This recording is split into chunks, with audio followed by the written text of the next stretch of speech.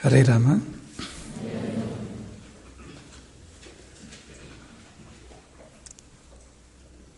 ಧರ್ಮಜ್ಞಃ ಸತ್ಯಸಂಧಶ್ಚ ಪ್ರಜಾನಾಂಚ ಹಿತೇ ರತಃ.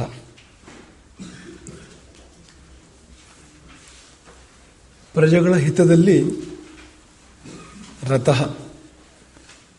ರತಃ ಅಂದರೆ ಆನಂದವನ್ನು ಕಾಣುವವನು.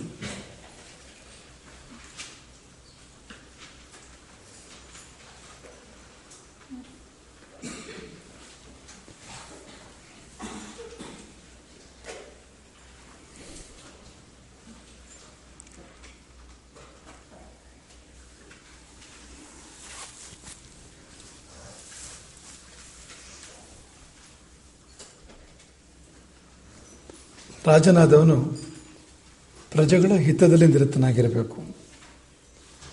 ಗಮನಿಸಿ, ಪ್ರಜೆಗಳ ಪ್ರಿಯದಲ್ಲಿ ಅಲ್ಲ, ಪ್ರಜೆಗಳ ಹಿತದಲ್ಲಿ ನಿರತನಾಗಿರಬೇಕು. ಹಿತಕ್ಕೂ ಪ್ರಿಯಕ್ಕೂ ವ್ಯತ್ಯಾಸ ಗೊತ್ತಲ್ವಾ? ಏನು ವ್ಯತ್ಯಾಸ ಹೇಳಿ? ಯಾವುದು ಪ್ರಿಯ, ಯಾವುದು ಹಿತ?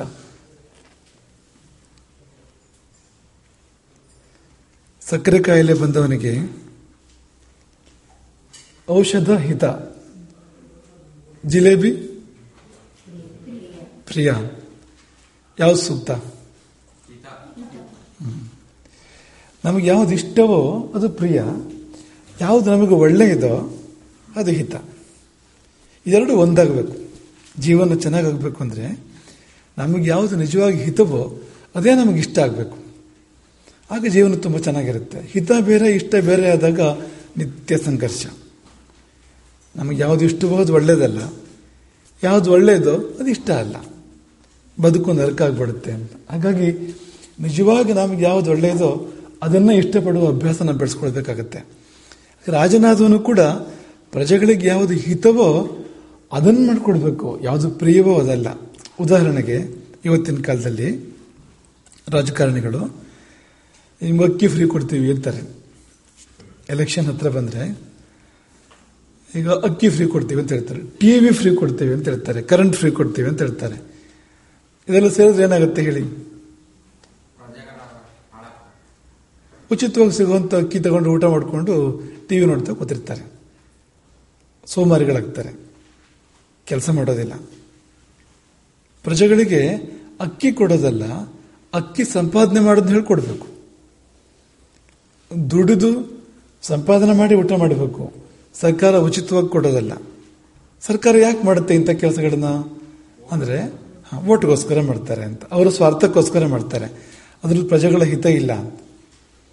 ಫ್ರೀ ಕೊಡ್ತಾ ಹೋಗೋದಿದೆಯಲ್ಲ ಎಲ್ಲದನ್ನು, ಅದು ಹಾಳು ಮಾಡುತ್ತಂತೆ ಸಮಾಜವನ್ನು ಅಂತ. ಯಾವುದನ್ನು ನಾವು ಫ್ರೀ ಬಯಸಬಾರ್ದು.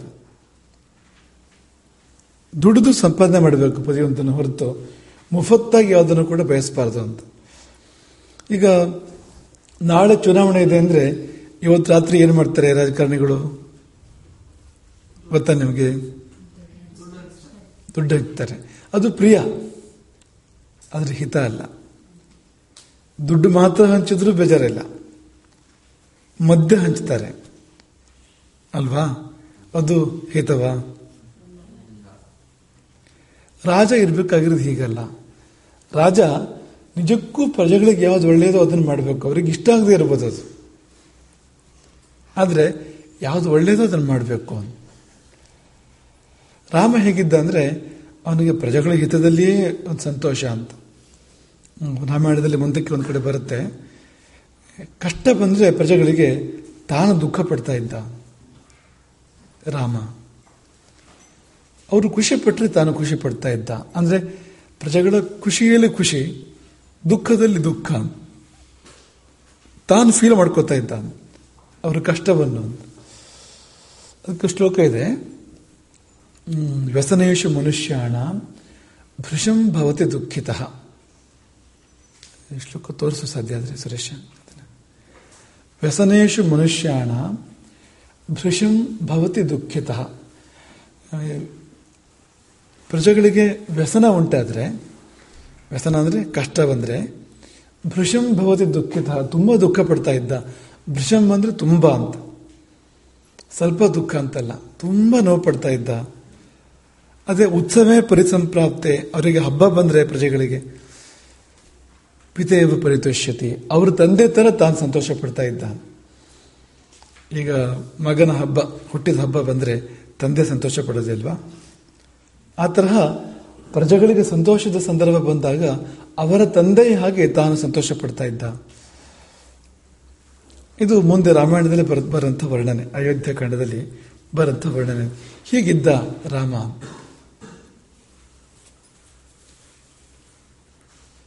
ರಾಮಾಯಣದ ಶ್ಲೋಕನೇ ಇದು. ಮನುಷ್ಯಾಣಂ ಅಂತಿದೆ. ಅಂದ್ರೆ ಮನುಷ್ಯರಿಗೆ ಯಾರಿಗೆ ಕಷ್ಟ ಬಂದರು ಅಂತ ಏನಲ್ಲ, ಅಂದ್ರೆ ತನಗೆ ಬೇಕಾದವರು, ತನ್ನ ಕುಟುಂಬ, ತನಗೆ ಸೇವೆ ಮಾಡಿದವರು, ಅವ್ರ ಬಗ್ಗೆ ಮಾತ್ರ ಅಂತಲ್ಲ.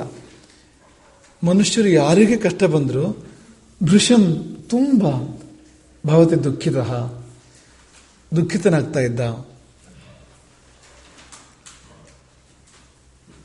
ನೀವು ಇವತ್ತಿಗೆ ಕಂಪೇರ್ ಮಾಡಿ ನೋಡ್ಬೇಕು. ನೀವು ಇವತ್ತು ನಮ್ಮನ್ನು ಆಳೋರು ಈ ಥರ ಇದ್ದಾರಾ? ಈ ಥರ ಇರಬೇಕು. ಇದು ಐಡಿಯಲ್.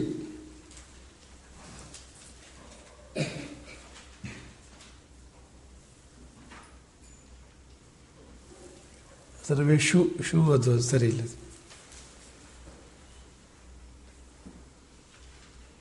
ಯಾವುದೇ ಉತ್ಸವ ಅಂದ್ರೆ ಹಬ್ಬ, ಖುಷಿ ಕೊಡೋಂಥದ್ದು ಅಂತ. ಉತ್ಸವ ಶಬ್ದದ ಅರ್ಥ ಬರ್ಕೊಳ್ಳಿ.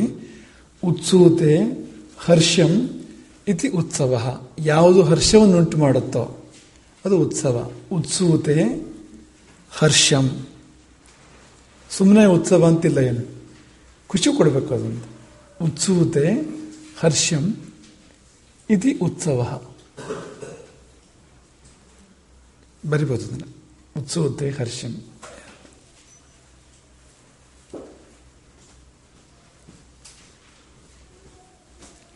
ಇತಿ ಉತ್ಸವ. ಉತ್ಸವ ಶಬ್ದದ ವಿವರಣೆ ಅದು ಅಂತ.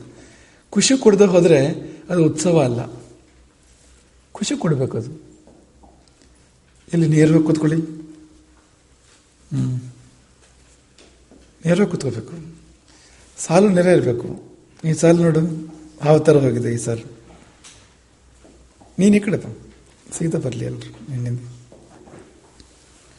ಹೀಗೂ ಸಾಲಿರಬೇಕು, ಹೀಗೂ ಸಾಲಿರಬೇಕು. ನೇರ ಕೂತ್ಕೊಳ್ಳಿ.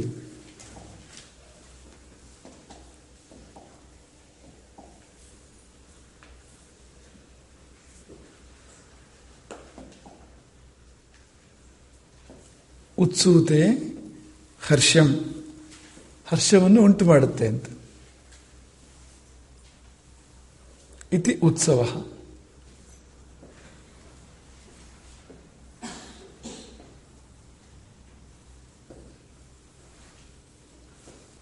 ಖುಷಿ ಕೊಡದವರು ಏನು ಹಬ್ಬ ಹೇಳಿ ಅದು ಅಲ್ವಾ? ಖುಷಿ ಕೊಡಬೇಕದು ಅಂತ.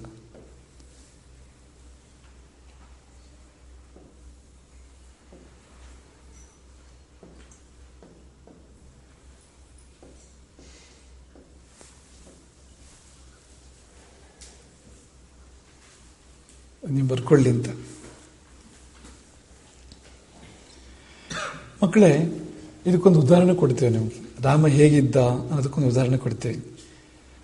ರಾಮನಿಗೆ ವನವಾಸ ವಿಧಿಸಲ್ಪಟ್ಟಾಗ, ರಾಮ ಕಾಡಿಗೆ ಹೊರಟಾಗ ಅವನನ್ನು ನಾಡು ಹಿಂಬಾಲಿಸ್ತು. ಅಯೋಧ್ಯೆಯ ಹಿರಿಕಿರಿಯರು, ಹೆಂಗಸರು, ಮಕ್ಕಳು ಎಲ್ಲರೂ ರಾಮನ ಹಿಂದೆ ಬಂದ್ಬಿಟ್ರು. ಇಡೀ ಅಯೋಧ್ಯೆ ರಾಮನನ್ನು ಫಾಲೋ ಮಾಡುತ್ತೆ. ಬೇಡ ಅಂದ್ರೂ ಕೇಳೋದಿಲ್ಲ. ಕೆಲವರು ಹಳೆ ತುಂಬ ಮುದುಕರಾದವರು ಕೂಡ ರಾಮನ ಹಿಂದೆ ಬರ್ತಾ ಇರ್ತಾರೆ. ಅದಕ್ಕೆ ರಾಮ ರಥ ಹಿಡಿದು ನಡ್ಕೊಂಡು ಹೋಗ್ತಾನೆ. ಯಾಕೆಂದರೆ ಅವರೆಲ್ಲ ನಡ್ಕೊಂಡು ಹೋಗ್ತಾ ಇರಬೇಕಾದ್ರೆ ತಾನು ರಥ ಏರಿ ಹೋಗೋ ಸರಿ ಇಲ್ಲ ಅನ್ನೋ ಕಾರಣಕ್ಕೆ ರಾಮ ತಾನು ಕೂಡ ನಡ್ಕೊಂಡು ಹೋಗ್ತಾನೆ. ಸಂಜೆ ಆಗೋ ಹೊತ್ತಿಗೆ ತಮಸಾ ನದಿವರೆಗೆ ಹೋಗ್ತಾರೆ ಎಲ್ಲರೂ ಕೂಡ. ತಮಸಾ ಅಂತ ನದಿ ಅಯೋಧ್ಯೆ ಹತ್ರ ಹರಿಯುವಂಥದ್ದು. ಆ ನದಿಯವರಿಗೆ, ತಮಸಾ ನದಿ ನಿಮಗೆ ಗೊತ್ತಾ? ವಾಲ್ಮೀಕಿಗಳ ಆಶ್ರಮ ಅಲ್ಲೇ ಇತ್ತು, ತಮಸಾ ನದಿ ತೀರದಲ್ಲಿತ್ತು. ಅಲ್ಲೇ ಘಟನೆ ಆಗುವಂಥದ್ದು, ಈ ಹಕ್ಕಿಗಳ ಘಟನೆ ಆಗುತ್ತಲ್ಲ ಒಂದು, ರಾಮಾಯಣಕ್ಕೆ ಕಾರಣ ಆಗುವಂಥದ್ದು ತಮಸಾ ನದಿ ತೀರದಲ್ಲಿ ಆಗುವಂಥದ್ದು. ಮುಂದಕ್ಕೆ ಬರುತ್ತೆ ಅದು. ತಮಸಾ ನದಿ ಬರೋ ಹೊತ್ತಿಗೆ ಸಂಜೆ ಆಯಿತು. ಅಲ್ಲೇ ರಾತ್ರಿ ವಸತಿ ಮಾಡ್ತಾರೆ ಅವರು. ಬೆಳಗಿನ ಜಾವ ಒಂದು 3 ಗಂಟೆ 4 ಗಂಟೆ ಅಂತ ಅನ್ಕೊಳ್ಳಿ ನೀವು. ಬೆಳಗಿನ ಜಾವ ಎಲ್ಲ ಪ್ರಜೆಗಳು ನಿದ್ದೆ ಮಾಡ್ತಾ ಇರ್ತಾರೆ. ರಾಮ ಹೇಳ್ತಾನೆ, ಲಕ್ಷ್ಮಣ ಮತ್ತು ಸುಮಂತ್ರರನ್ನ ಸೀತೆಯನ್ನು ಎಬ್ಬಿಸ್ತಾನೆ. ಎಬ್ಬಿಸಿ ಸುಮಂತ್ರನಿಗೆ ಹೇಳ್ತಾನೆ, ರಥವನ್ನು ಹೂಡು, ಹೊರಟುಬಿಡೋಣ. ಪ್ರಜೆಗಳನ್ನು ಬಿಟ್ಟು ನಾವು ಹೋಗ್ಬಿಡೋಣ. ಯಾಕೆ ಹೇಳಿ?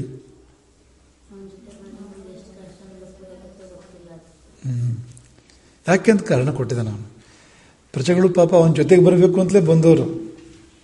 ಆದರೆ ರಾಮನಿಗೆ ಅದು ಬೇಡ. ಅದು ಏಕೆ ಬೇಡ ಅಂದರೆ, ಇದು ನನಗೆ ಬಂದಿರೋ ಕಷ್ಟ ನಾನು ಅನುಭವಿಸ್ಬೇಕು. ಕಷ್ಟದಲ್ಲಿ ಪ್ರಜೆಗಳಿಗೆ ಪಾಲನೆ ಕೊಡಬಾರ್ದು. ರಾಜನಾದವನು, ರಾಜಪುತ್ರನಾದವನು ತನ್ನ ಕಷ್ಟದಲ್ಲಿ ಪ್ರಜೆಗಳಿಗೆ ಪಾಲನೆ ಕೊಡಬಾರ್ದು, ಸುಖದಲ್ಲಿ ಪಾಲನೆ ಕೊಡಬೇಕು. ಹಾಗೆ ಪ್ರಜೆಗಳ ಸುಖದಲ್ಲಿ ಪಾಲನೆ ಕೇಳಬಾರ್ದು, ಪ್ರಜೆಗಳ ಕಷ್ಟದಲ್ಲಿ ಪಾಲನೆ ತಗೋಬೇಕು. ನಿಮ್ಮ ಕಷ್ಟ ನನಗೆ, ನನ್ನ ಸುಖ ನಿಮಗೆ. ನನ್ನ ಕಷ್ಟ ನಿಮಗೆ ಬೇಡ, ನಿಮ್ಮ ಸುಖ ನನಗೆ ಬೇಡ. ಇದು ಅಗ್ರಿಮೆಂಟ್. ಇದು ಬರೀರಿ,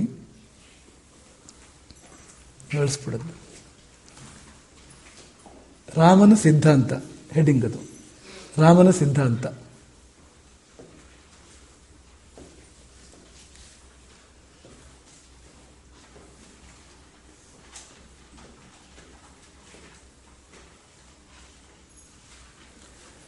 ನಾಲ್ಕು ಬೇಕು, 4 ಸಾಲಲ್ಲಿ ಬರೆಯುವಂಥದ್ದು. ಪ್ರಜೆಗಳ ಕಷ್ಟದಲ್ಲಿ ರಾಜನಿಗೆ ಪಾಲಿದೆ.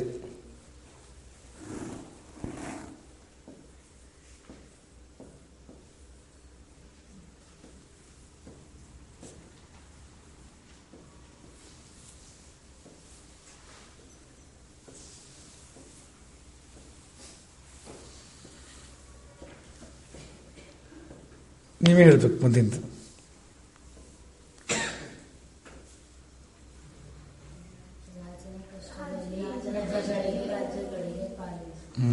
ರಾಜನ ಕಷ್ಟದಲ್ಲಿ ಪ್ರಜೆಗಳಿಗೆ ಪಾಲಿಲ್ಲ.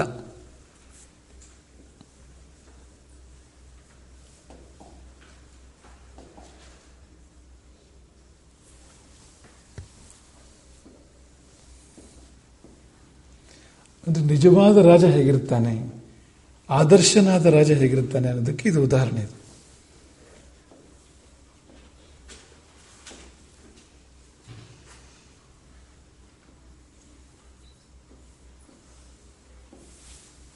ಮುಂದಿಂದು.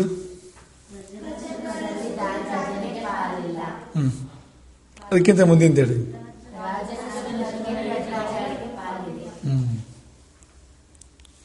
ರಾಜನ ಸುಖದಲ್ಲಿ ಪ್ರಜೆಗಳಿಗೆ ಪಾಲಿದೆ. ಮೂರನೇದದು, ರಾಜನ ಸುಖದಲ್ಲಿ ಪ್ರಜೆಗಳಿಗೆ ಪಾಲಿದೆ. ಅಂದ್ರೆ ಸುಖವನ್ನ ತಾನೊಬ್ಬನೇ ಅನುಭವಿಸಬಾರದು. ರಾಜನಾದವನು ಪ್ರಜೆಗಳಿಗೆ ಹಂಚಬೇಕು. ಅವನು ಉತ್ತಮವಾದ ವಸ್ತು ತನಗೆ ಸಿಕ್ಕಿದ್ರೆ ಅದು ಪ್ರಜೆಗಳಿಗೆ ಸಿಗುವಂತೆ ಮಾಡಬೇಕು. ಅವನು ತಾನೊಬ್ಬನೇ ತಿನ್ನೋದಲ್ಲ, ಅನುಭವಿಸೋದಲ್ಲ.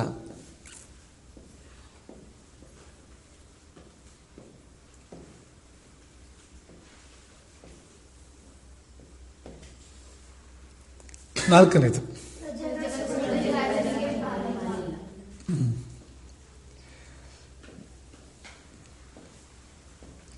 ಈ ಒಂದೊಂದು ಜಾತಿಯಲ್ಲೂ ಶ್ರೇಷ್ಠವಾಗಿರೋದನ್ನು ರತ್ನ ಅಂತ ಕರೀತಾರೆ. ಈ ಉತ್ತಮವಾದ ಗೋವು ಗೋರತ್ನ, ಉತ್ತಮವಾದ ಅಶ್ವ ಅಶ್ವರತ್ನ, ಉತ್ತಮಳಾದ ಸ್ತ್ರೀ ಸ್ತ್ರೀರತ್ನ, ಉತ್ತಮ ರಾಜ ರಾಜರತ್ನ. ಈ ಒಂದೊಂದು ಜಾತಿಯಲ್ಲಿ ಯಾವುದು ದಿ ಬೆಸ್ಟ್ ಅನ್ನೋ ಥರ ಇರುತ್ತೋ ಅದನ್ನು ರತ್ನ ಅಂತ ಕರೀತಾರೆ. ಈ ಕೆಲವು ರಾಜರುಗಳಿಗೆ ಈ ಥರ ಸ್ವಭಾವ ಇರುತ್ತೆ. ಈ ರತ್ನಗಳನ್ನು ತಾನು ಇಟ್ಕೊಂಡ್ಬಿಡೋದು. ಒಂದು ಒಳ್ಳೆ ವಸ್ತು ಯಾರೆಲ್ಲರೂ ಇದ್ರೆ ಅದನ್ನು ಕಿತ್ಕೊಳ್ಳೋದು, ಅಪಹರಿಸೋದು, ತಾನಿಟ್ಕೊಳ್ಳೋದು. ಈ ರಾವಣ ಮಾಡ್ತಾ ಇದ್ದ ನೋಡಿ. ಇಡೀ ಪ್ರಪಂಚದಲ್ಲಿ ಯಾರ್ಯಾರಲ್ಲಿ ಏನೇನು ಒಳ್ಳೆ ವಸ್ತುಗಳಿದೆ ಅವ್ರ ಮೇಲೆ ದಾಳಿ ಮಾಡಿ ಕಿತ್ಕೊಂಡು ಬಂದು ತಾನಿಟ್ಕೊಳ್ಳೋದು, ಅದನ್ನು ತಾನು ಅನುಭವಿಸೋದು. ಈ ಥರ ಇರಬಾರ್ದು. ಅವ್ರ ಸುಖ ಅವರಿಗೆ ಇರಲಿ ಅಂತ ಪಾಲು ಕೇಳಬಾರದು. ಅಲ್ಲಿ ತನ್ನ ಸುಖದಲ್ಲಿ ಪಾಲು ಕೊಡಬೇಕು. ತಾನು ಸಂಪಾದನೆ ಮಾಡಿದ್ದನ್ನು ಪ್ರಜೆಗಳಿಗೆ ಹಂಚಬೇಕು. ಈಗ ಯುದ್ಧ ಮಾಡಿ ಯುದ್ಧ ಗೆದ್ದು ದೊಡ್ಡ ಸಂಪತ್ತು ಬರುತ್ತೆ ರಾಜನಿಗೆ ಅಂದರೆ ಪ್ರಜೆಗಳಿಗೆ ಮುಟ್ಟೋ ಥರ ಮಾಡಬೇಕು. ಅದನ್ನು ತಾನೇ ಅನುಭವಿಸಬಾರ್ದು. ಹಾಗಾಗಿ ಇದು ಆದರ್ಶ ರಾಜ ಇರಬೇಕಾದ ರೀತಿ. ರಾಮ ಈ ಥರ ಇದ್ದ. ಈ ರಾಮನ ಸಿದ್ಧಾಂತ ರಾಜನ ಸಿದ್ಧಾಂತ ಆಗಬೇಕು. ರಾಮನ ಸಿದ್ಧಾಂತವೇ ಎಲ್ಲ ರಾಜರ ಸಿದ್ಧಾಂತ ಆಗಬೇಕು. ಆಗ ಪ್ರಜೆಗಳೆಲ್ಲ ಸುಖವಾಗಿರ್ತಾರೆ ಅಂತ. ಇಲ್ಲಾಂದ್ರೆ ನಮಗೆ ತಪ್ಪು ಅನಿಸ್ಬಿಡುತ್ತೆ ನೋಡಿ. ಪಾಪ ಪ್ರಜೆಗಳು ನಂಬ್ಕೊಂಡು ಬಂದಿದ್ರು, ರಾಮನ ಜೊತೆಗೆ ಇರಬೇಕು, ರಾಮನ ಜೊತೆ ಕಾಡಿಗೆ ಹೋಗ್ಬೇಕು ಅಂತ ಬಂದಿದ್ರು. ಅವ್ರು ಬಿಟ್ಟು ಹೋಗೋದು ಸರಿಯಲ್ಲ ಅಲ್ವಾ ಅಂತ ಅನ್ಸುತ್ತೆ ನೋಡಿ ನಮಗೆ. ತಮ್ಮ ಮನೆಗಳನ್ನು ಬಿಟ್ಟು ಬಂದಿರ್ತಾರೆ. ರಾಮನಿಲ್ಲದ ನಾಡು ಕಾಡಾಗಲಿ, ರಾಮನಿರುವ ಕಾಡೇ ನಾಡಾಗಲಿ ಎನ್ನುವ ಭಾವದಲ್ಲಿ ಅಯೋಧ್ಯೆ ಕಾಡಾಗಿ ಹೋಗಲಿ, ನಾವು ರಾಮನ ಜೊತೆಗೆ ಇರ್ತೀವಿ, ಆ ಕಾಡೇ ನಾಡಾಗಲಿ ಅನ್ನೋ ಭಾವದಲ್ಲಿ ಬಂದಿರ್ತಾರೆ. ಆದರೆ ರಾಮ ಅವ್ರನ್ನ ಕರ್ಕೊಂಡು ಹೋಗೋದಿಲ್ಲ. ಮೆತ್ತನೆ ಹಾಸಿಗೆಯಲ್ಲಿ ಸುಖವಾಗಿ ನಿದ್ರೆ ಮಾಡುವಂಥವ್ರು ಯಾಕೆ ಮರದ ಕೆಳಗೆ ಕಲ್ಲಿಗೆ ತಲೆ ಕೊಟ್ಟು ಮಲಗುವಂತೆ ಆಗಬೇಕು ಪ್ರಜೆಗಳು? ಇದು ರಾಮ ಹೇಳಿದ ಮಾತು ಆ ಸಂದರ್ಭದಲ್ಲಿ ಅಂತ. ಈಗ ನೀವು ಹೇಳಿ, ರಾಮ ಮಾಡಿದ ಸರಿನೋ ತಪ್ಪೋ? ರಾಜನಾಗಿ ಸರಿ ರಾಮ ಮಾಡಿದ್ದು ಅಂತ. ಈಗ ಸೀತೆ ಲಕ್ಷ್ಮಣರಿಗೂ ಬೇಡ ಅಂತಲೇ ಹೇಳ್ತಾನೆ ರಾಮ ಬರೋದು. ಒಪ್ಪೋದಿಲ್ಲ ಅವರು, ಹಠ ಮಾಡಿ ಬರ್ತಾರೆ. ಅವರು ತುಂಬ ಹಠ ಮಾಡಿ ಬರ್ತಾರೆ. ಅವರಿಗೂ ರಾಮ ಹೇಳಿದ್ರು, ನನಗೆ ಬಂದಿದ್ದು ನಾನು ಅನುಭವಿಸ್ಕೋತೀನಿ, ನಿಮಗೆ ಬೇಡ ಅಂತ. ಮುಂದೆ ಸೀತಾ ಪರಿತ್ಯಾಗ ಸಂದರ್ಭ ಬರುತ್ತಲ್ವಾ, ಅದು ಕೂಡ ಇದೇನೆ ಅಂತ. ಪ್ರಜೆಗಳು ಚೆನ್ನಾಗಿರ್ಬೇಕು, ಅವರು ಆದರ್ಶವಾಗಿರ್ಬೇಕು, ಅವರು ತಪ್ಪು ತಿಳ್ಕೊಂಡು ತಪ್ಪು ದಾರಿಯಲ್ಲಿ ಹೋಗಬಾರದು. ತನಗೂ ಸೀತೆಗೂ ಕಷ್ಟ ಆದರೂ ಚಿಂತೆ ಇಲ್ಲ, ಪ್ರಜೆಗಳು ಚೆನ್ನಾಗಿರ್ಬೇಕು ಅಂತ. ಇದೇ ಭಾವ ರಾಮನಿಗಿದ್ದಿದ್ದು ಅಂತ. ಹಾಗಾಗಿ ಪ್ರಜಾನಾಂಚ ಹಿತೇ ರತಃ, ಪ್ರಜೆಗಳ ಹಿತದಲ್ಲಿ ರತನಾದವನು. ರತಿ ಎಂದರೆ ಆನಂದ, ರತನಾದವನು ಆನಂದವನ್ನು ಕಾಣುವವನು. ನೋಡಿದ್ರೆ ಹೇಳಬೇಕು.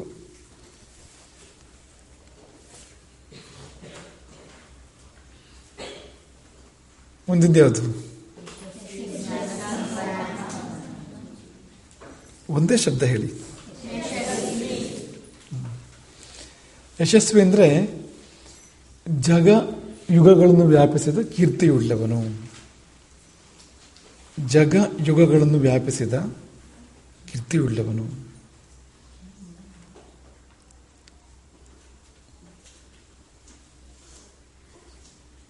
ರಾಮ ಅಂದ್ರೆ ಅಯೋಧ್ಯೆಗೆ ಮಾತ್ರ ಗೊತ್ತಾ?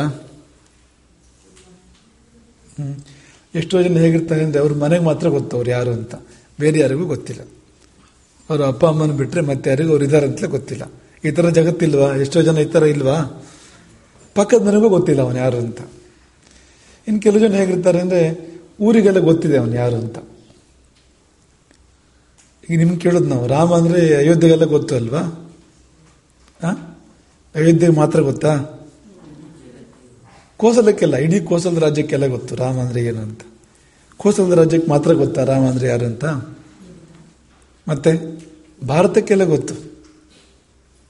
ಅಷ್ಟೇ ಸೀಮಿತನಾ? ಲಂಕೆಯಲ್ಲಿ ಗೊತ್ತು ರಾಮ ಯಾರು ಅಂತ. ಇನ್ನು ಹೊರಗಡೆ ಹೋಗಿ, ಇವತ್ತಿನ ಭಾರತ ಅಲ್ಲ, ಅವತ್ತಿನ ಭಾರತ, ಇಂಡೋನೇಷ್ಯಾದಲ್ಲಿ ನಮಗಿಂತ ಹೆಚ್ಚು ರಾಮಾಯಣವನ್ನು ಅವರು ಆರಾಧನೆ ಮಾಡ್ತಾರೆ. ರಾಮಾಯಣ ನಮಗೆಷ್ಟು ಗೊತ್ತೋ ಅದಕ್ಕಿಂತ ಹೆಚ್ಚು ಇಂಡೋನೇಷ್ಯಾದವರಿಗೆ ಗೊತ್ತು, ಮಲೇಷ್ಯಾದವರಿಗೆ ಗೊತ್ತು. ಅವೆಲ್ಲ ಮುಸ್ಲಿಂ ರಾಷ್ಟ್ರಗಳು. ಆದರೆ ಈ ಮಲೇಷ್ಯಾದಲ್ಲಿ ಇವತ್ತು ಕೂಡ ರಾಜನನ್ನ ರಾಮ ಅಂತ ಕರೀತಾರೆ. 10ನೇ ರಾಮ, 9ನೇ ರಾಮ ಅನ್ನೋ ಥರ ಕರೀತಾರೆ. ಥೈಲ್ಯಾಂಡಲ್ಲಿ ರಾಮನ ಬಗ್ಗೆ ತುಂಬ ಗೊತ್ತು, ಕಾಂಬೋಡಿಯಾದಲ್ಲಿ ಗೊತ್ತು. ಇನ್ನೂ ಮುಂದಕ್ಕೆ ಹೋಗೋಣ. ರಾಮ ಅಂದ್ರೆ ಯಾರು ಅಂತ ಇಂಗ್ಲೆಂಡಲ್ಲಿ ಗೊತ್ತಿಲ್ವಾ? ಅಮೆರಿಕದಲ್ಲಿ ಗೊತ್ತಿಲ್ವಾ? ಅಂದ್ರೆ ಜಗತ್ತನ್ನೆಲ್ಲ ವ್ಯಾಪಿಸಿದೆ ಅವನ ಕೀರ್ತಿ, ಇಡೀ ಜಗತ್ತನ್ನು ವ್ಯಾಪಿಸಿದೆ. ಇದು ಒಂದಾಯಿತು. ಕಾಲ ದೇಶ ಎರಡರಲ್ಲಿ ಒಂದಾಯಿತು. ಕಾಲ ತಗೊಂಡ್ರೆ ಈಗ ಎಷ್ಟೋ ಜನ ಅವ್ರ ಕಾಲದಲ್ಲೇ ಗೊತ್ತಿರಲ್ಲ ಅವ್ರ ಬಗ್ಗೆ ಅಲ್ವಾ? ನಾವಿದೀವಿ ಅಂತ ಇವತ್ತಿನ ಕಾಲದಲ್ಲಿ ಎಲ್ಲರಿಗೂ ಗೊತ್ತಾ? ಅಂದ್ರೆ ಆ ಕಾಲದಲ್ಲೇ ಗೊತ್ತಿಲ್ಲ ಅವ್ರು ಯಾರು ಅಂತ ಅನ್ನೋದು ಅಂತ. ಇದು ಹಾಗಲ್ಲ. ಆ ಕಾಲ ಯಾವುದು, ಈ ಕಾಲ ಯಾವುದು ಹೇಳಿ? ರಾಮನ ಕಾಲ ಯಾವುದು? ಇದು ಯಾವ ಕಾಲ? ತ್ರೇತಾಯುಗ ದಾಟಿ, ದ್ವಾಪರ ಯುಗ ದಾಟಿ, ಕಲಿಯುಗದಲ್ಲಿ ನಾವಿದ್ರೂ ಕೂಡ ಈ ಕಾಲಕ್ಕೂ ರಾಮ ಯಾರು ಅಂತ ಗೊತ್ತು ಅಂತ. ಜಗ ಯುಗಗಳನ್ನು ವ್ಯಾಪಿಸಿದ ಕೀರ್ತಿ.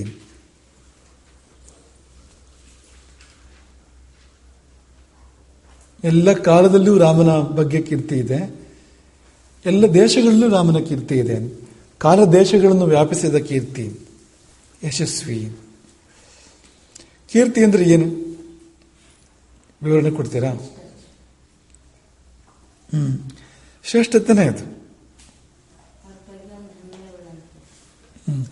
ಈ ಶ್ರೇಷ್ಠತೆ ಇದೆಯಲ್ಲ, ಅದು ಗೊತ್ತಾಗೋದಿದೆಯಲ್ಲ 4 ಜನರಿಗೆ, ಅದು ಕೀರ್ತಿ ಇದು ಅಂತ.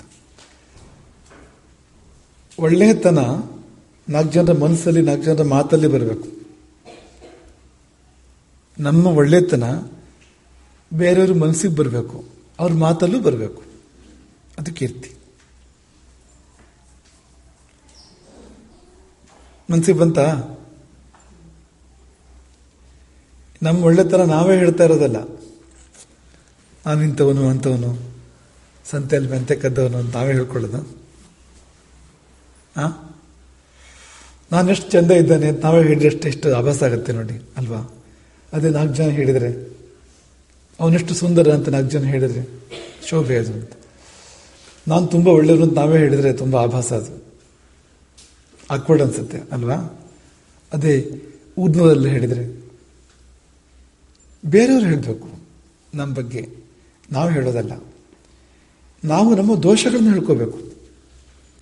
ದೋಷಗಳು ಪರಿಹಾರ ಆಗುತ್ತೆ ಹೇಳ್ಕೊಳ್ಳೋದ್ರಿಂದ, ಪಾಪ ಪರಿಹಾರ ಆಗುತ್ತೆ, ದೋಷ ತಿದ್ದಲ್ಪಡುತ್ತೆ ಹೇಳ್ಕೊಳ್ಳೋದ್ರಿಂದ ಅಂತ. ನಮ್ಮ ಒಳ್ಳೆಯದನ್ನು ನಾವು ಹೇಳ್ಕೋಬಾರ್ದು, ಬೇರೆಯವ್ರು ಹೇಳಬೇಕು. ಆ ಬೇರೆಯವ್ರು ಹೇಳೋದಕ್ಕೆ ಕೀರ್ತಿ ಅಂತ ಹೆಸರು. ಅದಕ್ಕೆ ತುಂಬ ಮಹತ್ವ ಇದೆ ಆ ಕೀರ್ತಿಗೆ. ಮನುಷ್ಯ ತೀರ್ಕೊಂಡ ಮೇಲೂ ಅವನ ಕೀರ್ತಿ ಈ ಲೋಕದಲ್ಲಿದ್ದರೆ, ಜನರ ಮನಸ್ಸಲ್ಲಿ, ಜನರ ಮಾತಲ್ಲಿ ಅವನ ಒಳ್ಳೆತನ ಇದ್ದರೆ, ಅವನಿಗೆ ಸ್ವರ್ಗದಲ್ಲಿ ಜಾಗ ಇರುತ್ತೆ.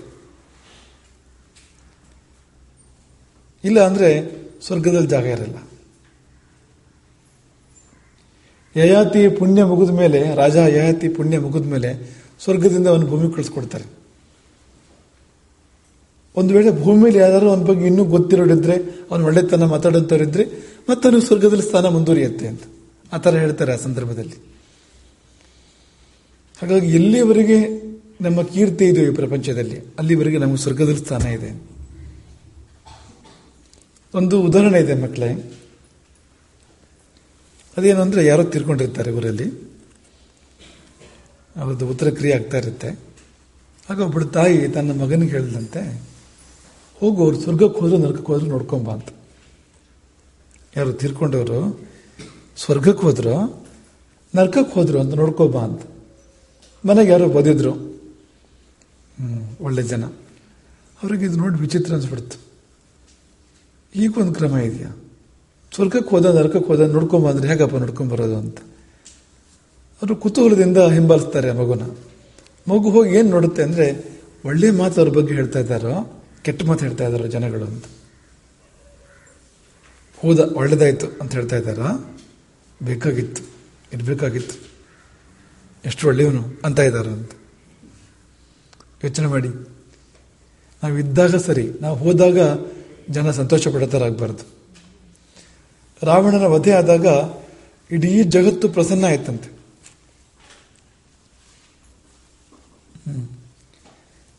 ತಂಗಾಳಿ ಬೀಸ್ತಂತೆ, ನದಿಗಳು ನಿರ್ಮಲವಾಗಿ ಹರಿಯಕ್ಕೆ ಶುರು ಮಾಡಿದ್ವಂತೆ, ಸೂರ್ಯನ ಪ್ರಭೆ ಹೆಚ್ಚಾಯ್ತಂತೆ. ಆ ಸಮಯದಲ್ಲಿ ಇಡೀ ಪ್ರಕೃತಿಯಲ್ಲಿ ಒಂಥರ ಖುಷಿ ಅಂತ, ಒಂಥರ ಹರ್ಷ ಅಂತ. ಯಾಕೆ? ರಾವಣ ತೀರ್ಕೊಂಡ ಅಂತ. ತೀರ್ಕೊಂಡ್ರೆ ಯಾಕೆ ಎಲ್ಲರಿಗೂ ಖುಷಿ ಆಗಬೇಕು? ಮುಳ್ಳಿನ ಥರ ಇದ್ದವನು ಅಂತ ಪ್ರಪಂಚಕ್ಕೆ. ಹೀಗಿರ್ಬೇಕಾ? ಅದೇ ರಾಮನ ವಿಷಯದಲ್ಲಿ ಹೇಗೆ ಬರುತ್ತೆ ಅಂದರೆ, ರಾಮನ ಆಯುಸ್ಸು ಮುಗಿದಾಗ, ಈ ಲೋಕದಲ್ಲಿ ಇರುವಂಥ ಅವಧಿ ಮುಗಿದಾಗ ಕಾಲಪುರುಷ ಬಂದು, ನೀನು ಇಲ್ಲಿ ಎಷ್ಟು ಕಾಲ ಇರ್ತೀಯ ಅಂತ ಹೇಳಿದೀಯ, ಅಷ್ಟು ಕಾಲ ಮುಗೀತು, ಮುಂದಕ್ಕೆ ಇಲ್ಲೇ ಇರ್ತೀಯ ಅಥವಾ ಪುನಃ ವೈಕುಂಠಕ್ಕೆ ಹೋಗ್ತೀಯ, ಏನು ನನ್ನ ಇಷ್ಟ ಅಂತ ಕೇಳೋಕೆ ಕಾಲಪುರುಷನೇ ಬರ್ತಾನೆ. ಅಂದರೆ ಕಾಲವೇ, ಕಾಲ ನಿಯಮದ ಪ್ರಕಾರ ಹೋಗಬೇಕು ರಾಮ, ಆದರೆ ಕಾಲಕ್ಕೆ ಮನಸ್ಸಿಲ್ಲ. ಇದ್ರೆ ಇರಲಿ ರಾಮ ಅಂತಿದೆ, ರಾಮ ರಾಜ್ಯ ಮುಂದುವರಿಲಿ ಅಂತ. ಯಾವ ಸರಿ? ಹೇಗಿರ್ಬೇಕು ಹೇಳಿ? ನಾವು ಸದ್ಯ ತೊಲಗಿದ ಅನ್ನೋ ಥರ ಇರ್ಬೇಕಾ ನಾವು?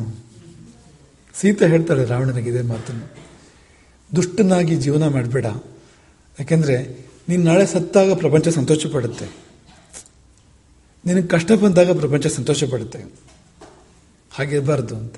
ಕೀರ್ತಿ ಅಂದರೆ ಇದು ಅಂತ. ನಮ್ಮ ಒಳ್ಳೆತನ ಎಲ್ರಿಗೂ ಮುಟ್ಟಬೇಕು, ಮನಸ್ಸಿಗೆ ಮುಟ್ಟಬೇಕು, ಮಾತಲ್ಲಿ ಬರಬೇಕು. ಅದೇ ಯಶಸ್ವಿ ಅಂದರೆ. ಮುಂದೆ ಜ್ಞಾನ ಸಂಪನ್ನ, ಇದು ನಿಮ್ಗೆ ಅರ್ಥ ಆಗತ್ತೆ. ಏನರ್ಥ ಆಯ್ತು ಹೇಳಿ? ಜ್ಞಾನ ಸಂಪನ್ನ ಅಂದರೆ ಜ್ಞಾನವೆಂಬುದು ಸಂಪತ್ತು, ಅದು ಉಳ್ಳವನು ಅಂತ. ಸಾಮಾನ್ಯವಾದ ಅರ್ಥ ಅದೇನೆ, ಜ್ಞಾನ ಸಂಪನ್ನ, ಜ್ಞಾನ ಉಳ್ಳವನು ಅಂತ. ಈ ಸಂಪತ್ತು ಅದುಳ್ಳವನು ಸಂಪನ್ನ, ಆಪತ್ತು ಅದು ಬಂದವನು ಆಪನ್ನ. ಆಪನ್ನ ಅಂದ್ರೆ ಆಪತ್ತು ಬಂದವನು, ಆಪತ್ತಿಗೊಳಗಾದವನು. ಸಂಪನ್ನ ಅಂದ್ರೆ ಏನು ಹೇಳಿದಂತೆ ಆಯ್ತು? ಜ್ಞಾನವೆಂಬುದು ಸಂಪತ್ತು. ದುಡ್ಡು ದುಡ್ಡಲ್ಲ, ಅರಿವು ದುಡ್ಡು. ಜ್ಞಾನವೇ ದೊಡ್ಡ ಸಂಪತ್ತು. ಸುಭಾಷಿತ ನಿಮ್ಗೆ ಹೇಳ್ಕೊಟ್ಟಿರ್ಬೋದು, ವಿದ್ಯಾಧನಂ ಸರ್ವಧನ ಪ್ರಧಾನಂ ಹೇಳ್ಕೊಟ್ಟಿದ್ದಾರೆ. ಗೊತ್ತಾ ನಿಮಗೆ? ವಿದ್ಯಾಧನಂ, ಸಂಪತ್ತು ಅಂದರೆ ಧನ ಅನ್ನೋದು ನಾನಾ ರೂಪದಲ್ಲಿದೆ. ಅದರಲ್ಲಿ ಎಲ್ಲಕ್ಕಿಂತ ಮುಖ್ಯವಾಗಿರುವಂಥದ್ದು ವಿದ್ಯೆ ಅಂತ. ನೀವು ಅದನ್ನು ಸಂಪಾದನೆ ಮಾಡೋಕ್ಕೋಸ್ಕರ ಬಂದಿದ್ದೀರಿ ಇಲ್ಲಿ, ಜ್ಞಾನ ಸಂಪಾದನೆ ಮಾಡಬೇಕು ಅಂತ ಬಂದಿದ್ದೀರಿ. ಯಾಕೆಂದರೆ ಜ್ಞಾನಕ್ಕಿಂತ ಮುಖ್ಯವಾಗಿರೋದು ಬೇರೆ ಯಾವುದೂ ಇಲ್ಲ. ದೊಡ್ಡ ದುಡ್ಡು ಅದು ಜ್ಞಾನವೆನ್ನುವಂಥದ್ದು ಅಂತ. ಅದರಿಂದ ಮುಂದಕ್ಕೆ ಶುಚಿ, ಶುಚಿರ್ವಶ್ಚ ಸಮಾಧಿಮಾನ್ ಶುಚಿ. ಶುಚಿ ಅಂದ್ರೆ ಏನು? ನೋಡಿ ಮಕ್ಕಳು, ನೀವೆಲ್ಲ ಸ್ನಾನ ಮಾಡ್ಕೊಂಡು ಬಂದು ಕೂತಿದ್ದೀರಿ, ನೋಡೋಕೆ ಒಂಥರ ಖುಷಿ ಆಗುತ್ತೆ, ನಿಮ್ಮ ಜೊತೆಗೆ ಬರೆಯೋಕ್ಕೆ ಮಾತನಾಡೋಕ್ಕೆ ಸಂತೋಷ ಆಗುತ್ತೆ. ಅದೇ ಯಾರಾದರೂ ಒಂದು ವಾರ ಆಯಿತು ಸ್ನಾನ ಮಾಡಿದೆ ಅನ್ನೋ ಥರ ಇದ್ದರೆ ಅವ್ರ ಜೊತೆ ಮಾತಾಡೋಕೆ ಖುಷಿ ಆಗುತ್ತಾ? ಅವ್ರನ್ನ ಒಪ್ಕೋಬೇಕು ಅನ್ಸುತ್ತಾ? ದೂರ ಇರುವಂತ ಅನ್ನೋ ಥರ ಆಗುತ್ತೆ ಅಲ್ವಾ? ಶುಚಿ ಅಶುಚಿಗಿರೋ ವ್ಯತ್ಯಾಸ ಇದು ಅಂತ.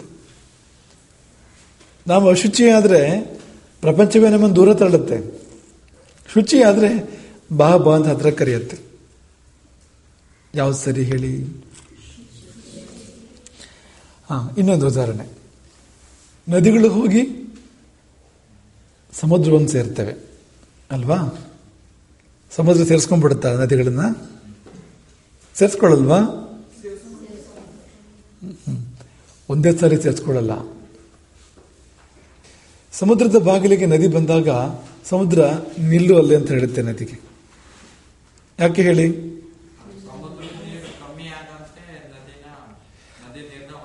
ಅದು ಸರಿ, ಅಷ್ಟೇ ಅಲ್ಲ, ನದಿಯಲ್ಲಿ ಏನು ಕಲ್ಮಶ ಇದೆಯೋ, ಕಸ ಇದೆಯೋ, ಅದನ್ನು ಸಮುದ್ರ ತಗೊಳ್ಳಲ್ಲ. ಅದನ್ನೆಲ್ಲ ಹೊರಗೆ ಹಾಕಿ ಶುದ್ಧವಾದ ನದಿನ ಮಾತ್ರ ತಗೊಳುತ್ತೆ ಒಳಗಡೆಗೆ. ನೀವು ಬೇಕಾದ್ರೆ ಗಮನಿಸಿ ಇದನ್ನ. ಸಮುದ್ರ ಯಾವ ಕಸ ಕಡಿದ ಇಟ್ಕೊಳ್ಳುತ್ತಾ ತನ್ನಲ್ಲಿ? ದಡಕ್ಕೆ ಬಿಸಾಕತ್ತೆ ನೋಡಿ, ಕ್ಲೀನ್ ಅದು ಸಮುದ್ರ ಅಂದ್ರೆ. ಶುಚಿತ್ವದ ಪ್ರಜ್ಞೆ ಸಮುದ್ರಕ್ಕೆ ಹೇಗಿದೆ ನೋಡಿ ಅಂತ. ಮನುಷ್ಯ ಕಸಗಳನ್ನು ತಗೊಂಡೋಗಿ ಹಾಕ್ತಾನೆ ಸಮುದ್ರಕ್ಕೆ, ಪ್ರಕೃತಿಯಿಂದ ಕಸಗಳು ಬರುತ್ತೆ ಸಮುದ್ರಕ್ಕೆ, ಅದ್ರ ಇಟ್ಕೊಳ್ಳುತ್ತೆ ಅದು. ಬೀಚಿಗೆ ಹೋಗಿ ನೋಡಿ ಹೇಗಿರುತ್ತೆ ಅಂತ, ಎಲ್ಲ ಕಸ ಇರುತ್ತೆ ಬೀಚಲ್ಲಿ. ಏನದು? ಸಮುದ್ರ ಬೇಡ ಅಂತ ಬಿಸಾಕಿರೋದು. ನಾನು ಮಡಿ, ಸಮುದ್ರ ಹೇಳೋದು ನಾನು ಕ್ಲೀನ್, ನಾನು ಶುದ್ಧ, ಇವೆಲ್ಲ ನನ್ನ ಜೊತೆಗೆ ನನ್ನಲ್ಲಿ ಇರೋದಲ್ಲ ಅಂತ ಹೊರಗಡೆ ಹಾಕತ್ತೆ ಅಲ್ವಾ? ಹಾಗೆ ನದಿಗಳಲ್ಲೂ ಕೂಡ ನದಿಗಳನ್ನು ಹಾಗಾಗಿ ಸ್ವೀಕಾರ ಮಾಡಲ್ಲ ಸಮುದ್ರ. ನದಿಯ ಕಸವನ್ನು, ಕೊಳಕನ್ನು ಹೊರಗೆ ಹಾಕಿ ನೀರನ್ನು ಮಾತ್ರ ಒಳಗೆ ತಗೊಳ್ಳುತ್ತೆ. ಹಾಗೆ ದೇವರು ಕೂಡ, ಜೀವ ಅಂದ್ರೆ ನದಿ, ನಾವೆಲ್ಲ ನದಿಗಳು. ಸಮುದ್ರ ದೇವರು, ಅವನು ನಮ್ಮನ್ನು ಸ್ವೀಕಾರ ಮಾಡ್ತಾನೆ. ಹೇಗೆ ಅಂದ್ರೆ ಶುದ್ಧರನ್ನಾಗಿ ಮಾಡಿಕೊಂಡು ಅಂತ. ನಾವು ಅಶುದ್ಧರಾಗಿದ್ದರೆ ದೇವರು ಸ್ವೀಕಾರ ಮಾಡಲ್ಲ ನಮ್ಮನ್ನ. ನಾವು ಯಾಕೆ ಶುದ್ಧ ಆಗಬೇಕು ಅಂದ್ರೆ, ಸಮಾಜ ಸ್ವೀಕಾರ ಮಾಡಲ್ಲ ಅನ್ನೋದು ಆಮೇಲೆ ಮಾತು, ದೇವರು ಕೂಡ ಸ್ವೀಕಾರ ಮಾಡೋದಿಲ್ಲ. ದೇವರು ಸ್ವೀಕಾರ ಮಾಡಬೇಕಾದ್ರೆ ನಾವು ಶುದ್ಧವಾಗಿರ್ಬೇಕು. ಶುದ್ಧ ಚಿನ್ನಕ್ಕೆ ಶುದ್ಧ ಚಿನ್ನ ಸೇರುತ್ತೆ, ಮಿಶ್ರ ಚಿನ್ನ ಸೇರೋದಿಲ್ಲ. ಮಟ್ಟ ಚಿನ್ನ ಅಂತ ಹೇಳ್ತಾರೆ, ಸೇರೋದಿಲ್ಲ. ತಾಮ್ರ ಮಿಶ್ರ, ಕಿಟ್ಟ ಮಿಶ್ರ ಅಂತ ಚಿನ್ನ ಶುದ್ಧ ಚಿನ್ನಕ್ಕೆ ಸೇರೋದಿಲ್ಲ. ಶುದ್ಧ ಚಿನ್ನಕ್ಕೆ ಶುದ್ಧ ಚಿನ್ನವೇ ಸೇರೋವಂಥದ್ದು. ಹಾಗೆ ಶುದ್ಧನಾದ ಭಗವಂತನಲ್ಲಿ ಸೇರಬೇಕು ಅಂದರೆ ಜೀವ ಕೂಡ ಶುದ್ಧ ಆಗಬೇಕು, ಪಾಪಗಳನ್ನು ಕಳ್ಕೋಬೇಕು, ಪವಿತ್ರನಾಗಬೇಕು ಅಲ್ವಾ? ರಾಮ ತೋರಿಸಿದ ಆದರ್ಶ ಅದು ಅಂತ, ಶುದ್ಧನಾಗಿರು. ಈಗ ಶುದ್ಧನಾಗಿರೋದು ಅಂದ್ರೆ ಹೇಗೆ? ನಿಮಗೆ ಹೇಳಿ, ನಿತ್ಯ ಸ್ನಾನ ಮಾಡಬೇಕು ಅಂತ ಅಲ್ವಾ? ದಿನಕ್ಕೆ 3 ಸಾರಿ ಸ್ನಾನ ಮಾಡೋ ಪದ್ಧತಿ ಇದೆ, ತ್ರಿಕಾಲ ಸ್ನಾನ ಅಂತ. ಬೆಳಗ್ಗೆ, ಮಧ್ಯಾಹ್ನ, ಸಾಯಂಕಾಲ ಅಂತ 1 ಸಾರಿ ಆದ್ರೂ ಮಾಡಬೇಕು. ಬೇಡವಾ? ಹಾಗೊಂದು ಜನಾಂಗ ಇದೆಯಂತೆ. ಆ ಜನಾಂಗದಲ್ಲಿ ಪದ್ಧತಿ ಹೇಗಿದೆ ಅಂತಂದ್ರೆ 3 ಸಾರಿ ಸ್ನಾನ ಅಂತೆ ಜೀವನದಲ್ಲಿ. ಹುಟ್ಟಿದ ಕೂಡಲೇ 1 ಸಾರಿ, ಮದುವೆ ಆಗಬೇಕಾದ್ರೆ 2 ಸರ್ತಿ, ಹೋದ ಮೇಲೆ ಮತ್ತೊಂದು ಸರಿ. ಅಲ್ಲಿಗೆ ಜೀವನದಲ್ಲಿ 2 ಸ್ನಾನ, 3ನೇ ಸ್ನಾನ ಸತ್ ಮೇಲೆ. ಹೀಗಿರೋಣವಾ ಅಲ್ವಾ? ಶುದ್ಧವಾಗಿರ್ಬೇಡ್ವಾ? ಈಗ ನಿಮ್ಮನ್ನು ಕೇಳೋದು, ಶುದ್ಧಿ ಅಂದ್ರೆ ಸ್ನಾನ ಮಾಡಿದ್ರೆ ಸಾಕಾ? ಒಳ್ಳೆ ಬಟ್ಟೆ ಹಾಕೊಂಡ್ರೆ ಸಾಕಾ? ಯಾಕೆ ಬೇಕಪ್ಪ ಅದು?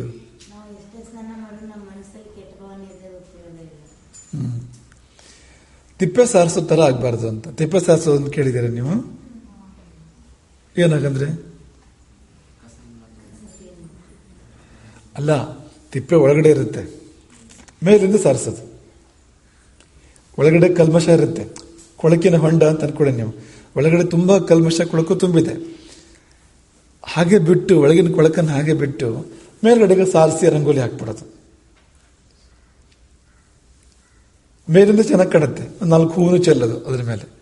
ಮೇಲಿಂದ ಚೆನ್ನಾಗಿ ಕಾಣುತ್ತೆ. 1 ಇಂಚು ಒಳಗಡೆ ಹೋದ್ರೆ ಅಲ್ಲಿ ಕೊಳಕಿದೆ. ಸ್ನಾನ ಮಾಡದೆ ಒಳ್ಳೆ ಬಟ್ಟೆ ಹಾಕೊಂಡ್ಬಿಡೋದು ಮಾಡ್ಬೋದಾ?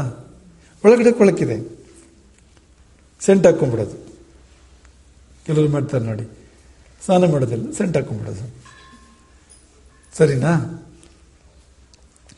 ಸ್ನಾನೇನ ಶುದ್ಧಿ ನತು ಚಂದನೇನ. ಚಂದನ ಅಂದ್ರೆ ಪರಿಮಳ. ಸ್ನಾನೇನ ಶುದ್ಧಿ, ಸ್ನಾನ ಮಾಡಿದ್ರೆ ಶುದ್ಧಿ ಬರುತ್ತೆ ಹೊರತು ಸೆಂಟ್ ಹಾಕೊಂಡ್ರೆ ಅಲ್ಲ ಅಂತ. ನತು ಚಂದನೇನ ಅಂತ. ಅದ್ಯಾಕೆ ಉದಾಹರಣೆ ಕೊಟ್ಟು ಅಂದ್ರೆ, ಒಳಗಡೆ ಕೊಳಕು ಹಾಗೆ ಇದೆ, ಮೇಲಿಂದ ಸೆಂಟ್ ಹಾಕೊಂಡ್ರೆ ಹೋಗುತ್ತದು. ಅದು ಐಡಿಯಾ ಅಲ್ಲ, ಆದರ್ಶ ಅದ. ಒಳಗೆ ಶುದ್ಧ ಆಗ್ಬೇಕು, ಹೊರಗೆ ಶುದ್ಧ ಆದ್ರೆ ಸಾಲದು. ಶ್ಲೋಕ ತೋರಿಸೋದು ಒಳಗೆ ಶುದ್ಧ ಆಗ್ಬೇಕು ಅಂತ. ಓದ್ಬೋದ ಇದನ್ನ? ಬ್ರಾಕೆಟ್ ಇರೋದು ಬೇಡ.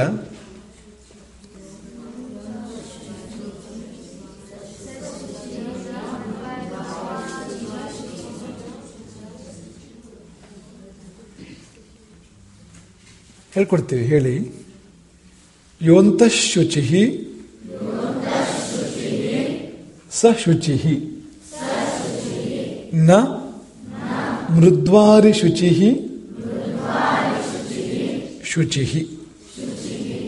ಯೋಂತ ಶುಚಿ ಸ ಶುಚಿ ನ ಮೃದ್ವಾರಿ ಶುಚಿ ಶುಚಿ.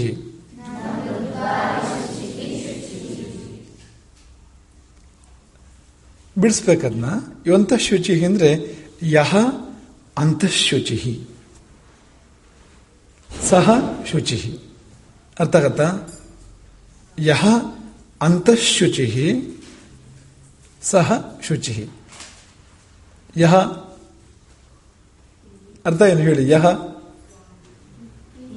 ಯಹ ಅಂದ್ರೆ ಏನು ಅರ್ಥ ಹೇಳಿ? ಯಹ ಯಾರು, ಯತ್ ಏನು, ಯಾವಳು, ಯಹ ಯಾವನು, ಯತ್ ಯಾವುದು, ಯಹ ಅರ್ಥ ಹೇಳಿ? ಯಾರು. ಅಂತಃಶುಚಿ ತುಂಬಾ ಸರಳ ಇದೆ, ಗೊತ್ತಾಗುತ್ತಾರೆ ಇದೆ ಇದು. ಅಂತಃಶುಚಿ ಅಂದ್ರೆ ಯಾರು ಒಳಗೆ ಶುಚಿಯೋ ಸಹ ಶುಚಿ, ಅವನೇ ಶುಚಿ ಅಂತ. ಯಾರು ಒಳಗೆ ಶುದ್ಧನೋ ಅವನೇ ಶುದ್ಧನು. ಹಾಗಂದ್ರೆ ಏನು? ಯಾರು ಒಳಗೆ ಶುದ್ಧನಲ್ಲವೋ ಅವನು ಶುದ್ಧ ಅಲ್ಲ. ಯಾರು ಒಳಗೆ ಶುದ್ಧನೋ ಅವನೇ ಶುದ್ಧ. ನ ಮೃದ್ವಾರಿ ಶುಚಿ ಶುಚಿ. ಮೃತ್ ಅಂದ್ರೆ ಗೊತ್ತಾ? ಮಣ್ಣು. ವಾರಿ ಅಂದ್ರೆ ನೀರು. ಬರ್ಕೊಳ್ಳಿ ಇದನ್ನ. ಮೃತ್ ಅಂದ್ರೆ ಮಣ್ಣು, ವಾರಿ ಅಂದ್ರೆ ನೀರು. ನೀವು ಸ್ನಾನಕ್ಕೆ ಏನು ಬಳಸ್ತೀರಿ ಈಗ? ಆಮೇಲೆ ಅಲ್ವಾ? ಹಿಂದಿನ ಕಾಲದಲ್ಲಿ ನೀರು ಮತ್ತು ಮಣ್ಣನ್ನು ಬಳಸ್ತಾ ಇದ್ರು ಸ್ನಾನಕ್ಕೆ. ನಾವು ನೀರು ಮತ್ತು ಸೋಪನ್ನು ಬಳಸ್ತೀವಲ್ವಾ?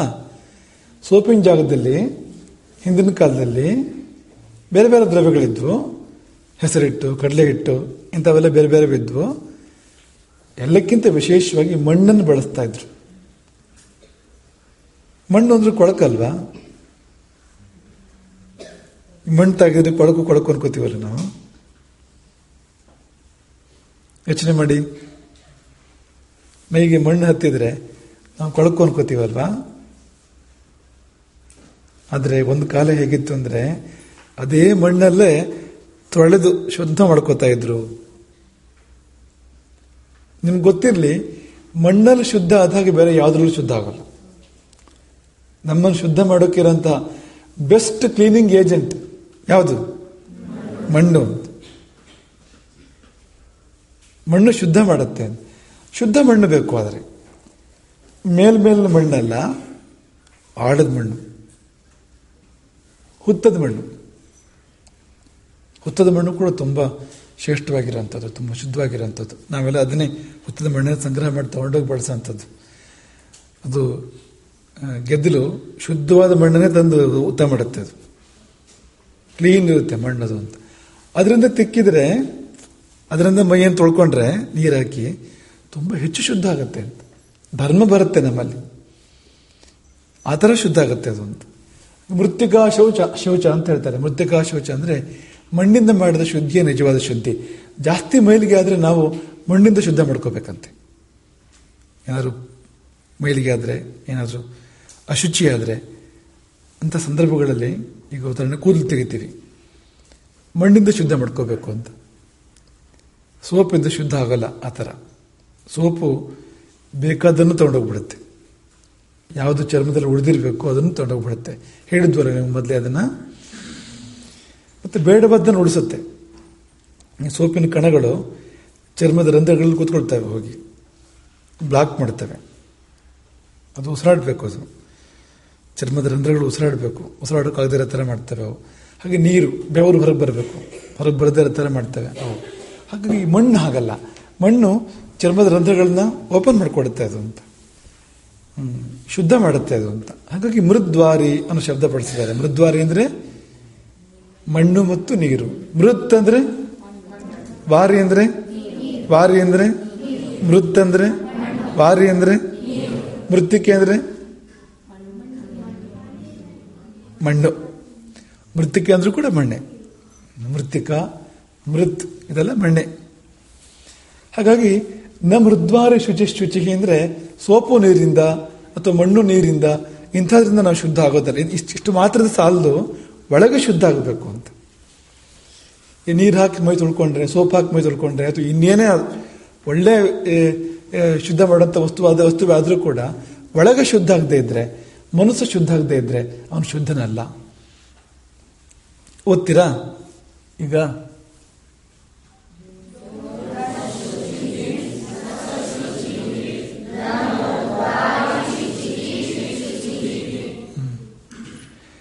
ಈಗ ಆ ಬ್ರಾಕೆಟ್ ಇದೆ ನೋಡಿ, ಓದಿ ಅದನ್ನ. ಇವಂತ ಶುಚಿ ಬದಲಿಗೆ ಇದನ್ನು ಹೇಳ್ಬೋದು. ಯೋರ್ಥೇ ಶುಚಿ ಸ ಶುಚಿ ನ ಮೃದ್ವಾರಿ ಶುಚಿ. ಯೋರ್ಥೇ ಶುಚಿ, ಇವಂತ ಶುಚಿ ಇದ್ದಾಗೇನೆ ಯೋರ್ಥೇ ಶುಚಿ. ಬಿಡಿಸೋಣ ಇದನ್ನೀಗ. ಯಹ ಅರ್ಥೇ ಶುಚಿ. ಯಹ ಯಾವನು, ಅರ್ಥೇ ಶುಚಿ. ಅರ್ಥ ಅಂದ್ರೆ ದುಡ್ಡು, ಸಂಪತ್ತು. ಅರ್ಥ ಅಂದ್ರೆ ಈಗ ನೀವೇ ಅರ್ಥ ಹೇಳಿದ್ರಿದ್ದು ಯಹ ಅರ್ಥೇ ಶುಚಿ. ಏನಾಗಂದ್ರೆ ಯಾರು ದುಡ್ಡಿನ ವಿಷಯದಲ್ಲಿ ಶುದ್ಧನೋ ಅಂತ. ನೀ ಹೇಳಿದ್ದು ಸರಿನೇ, ಬರ್ತೀವಿ ಅದಕ್ಕೆ. ಆಮೇಲೆ ಯಾರು ಹಣಕಾಸಿನ ವಿಷಯದಲ್ಲಿ ದುಡ್ಡಿನ ವಿಷಯದಲ್ಲಿ ಶುದ್ಧನೋ ಸ ಶುಚಿ, ಅವನೇ ಶುದ್ಧ.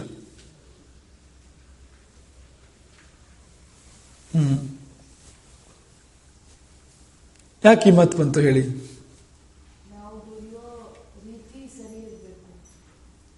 ನಿಂತ್ಕೊಟ್ಟು ಹೇಳು.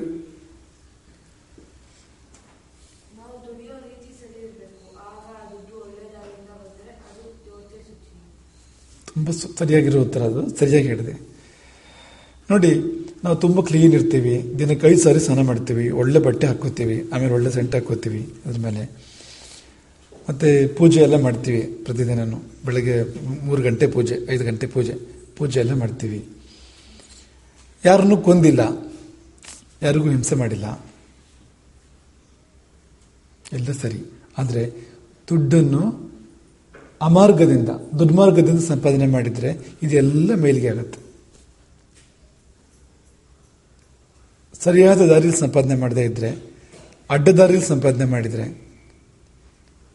ಯಾವುದೂ ಶುದ್ಧವಾಗಿ ಉಳಿಯೋದಿಲ್ಲ ಆಮೇಲೆ ಅಂತ. ಹಾಗಾಗಿ ದುಡ್ಡು ಕಾಸಿನ ವಿಷಯದಲ್ಲಿ ಯಾರು ಶುದ್ಧನೋ ಅವನು ಮಾತ್ರ ಶುದ್ಧ ಅಂತ. ಮಕ್ಕಳು, ಇದನ್ನ ಯಾಕೆ ಹೇಳ್ತಿದ್ದೀವಿ ಅಂದರೆ, ಈಗ ನೀವು ಊಟ ಮಾಡ್ತೀರಿ ಅಲ್ವಾ? ಊಟ ಮಾಡಿದ್ರೆ ತಾನೇ ಮೈ ಆಗೋದು ನಮ್ಮದು. ಈ ಬಾಡಿ ಎಲ್ಲಿಂದ ಬಂದಿದೆ? ನಾವು ಮಾಡೋ ಊಟದಿಂದ ಬಂದಿದೆ. ಮನಸ್ಸು ಕೂಡ ಹಾಗೆ ಅಂತ. ಉಣ್ಣುವ ಅನ್ನದ ಸೂಕ್ಷ್ಮಾಂಶ ಮನಸ್ಸಾಗತ್ತೆ, ಉಣ್ಣುವ ಅನ್ನದ ಸೂಕ್ಷ್ಮಾಂಶ ಮನಸ್ಸಾಗತ್ತೆ, ಸ್ಥೂಲ ಭಾಗ ಶರೀರ ಆಗತ್ತೆ. ಅಲ್ಲಿಗೆ ನಾವು ಮಾಡೋ ಊಟನೇ ನಮ್ಮ ಮೈ ಮನಸ್ಸು ಆಗತ್ತೆ ಅಲ್ವಾ? ಈ ಊಟ ಎಲ್ಲಿಂದ ಬರುತ್ತೆ? ಭೂಮಿಯಿಂದ ಏನಾಗುತ್ತೆ ಹೇಳಿ?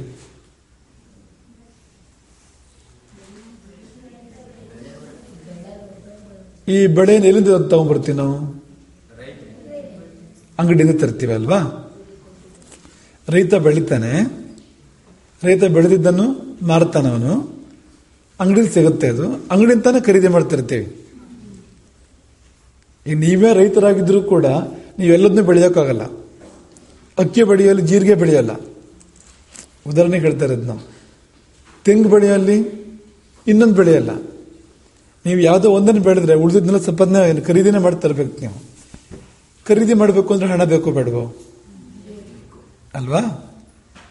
ಹಣ ಕೊಟ್ಟು ಸಾಮಗ್ರಿಗಳನ್ನು ಖರೀದಿ ಮಾಡಿ ತಂದು ಅಡುಗೆ ಮಾಡಿ ಊಟ ಮಾಡ್ತೀವಲ್ವಾ?